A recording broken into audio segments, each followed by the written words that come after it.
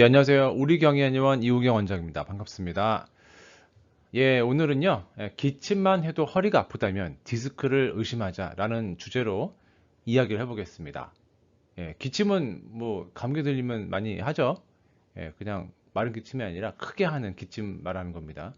예, 애취하는 그런 것들, 이런 것들이 했을 때 허리가 아픈 경우가 있어요.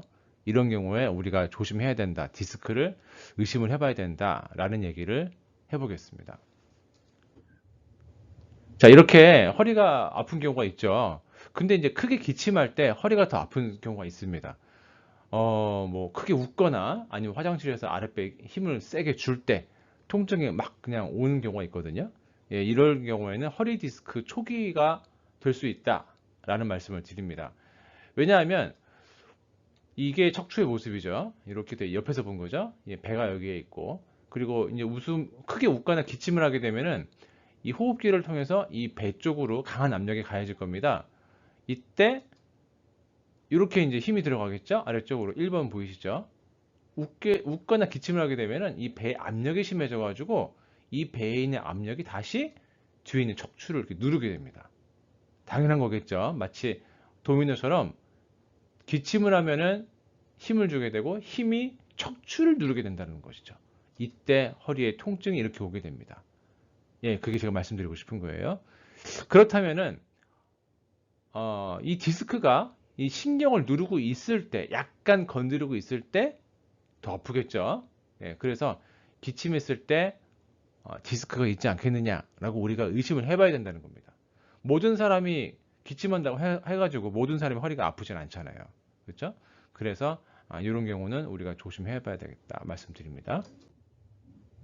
이렇게 기침을 세게 했을 때 배에 힘이 들어가는데 실제로 제가 강남 자생한방병원에서 근무하고 있을 때 한 입원 환자가 거의 다 치료가 끝났어요. 보통 2, 3주 하게 되는데 이제 뭐 금요일이었나 그랬는데 월요일에 퇴원하시죠? 이번 주만 좀 조심하시면 되겠습니다. 그랬는데 월요일에 딱 출근했더니만 그 사람이 지금 너무 아프다라는 거예요. 알고 봤더니 주말에 입원실에서 크게 기침하고 있다가 압력에 의해서 허리가 이 디스크 이런 식으로 터진 겁니다. 사람 허리거든요. 이렇게 뒤쪽으로 밀려나면서 이렇게 튀어나온 거 보이시죠? 요거 이게 디스크가 터진 건데 진짜 이럴 수가 있습니다. 좀 어이가 없겠지만 이럴 수가 있다라는 겁니다. 정말 조심하셔야 되겠고요. 그래서 사람이 이제 허리에 힘이 안 가해지고 압력이 덜해야지만 기침을 해도 안전할 수 있겠죠. 그렇다면 어떤 자세가 좋겠느냐 보겠습니다.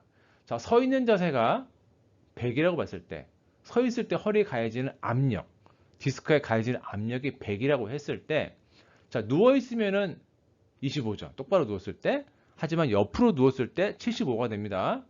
예, 똑바로 누우셔야 돼요. 그 다음에 허리를 구부렸을 때 150이 되고요.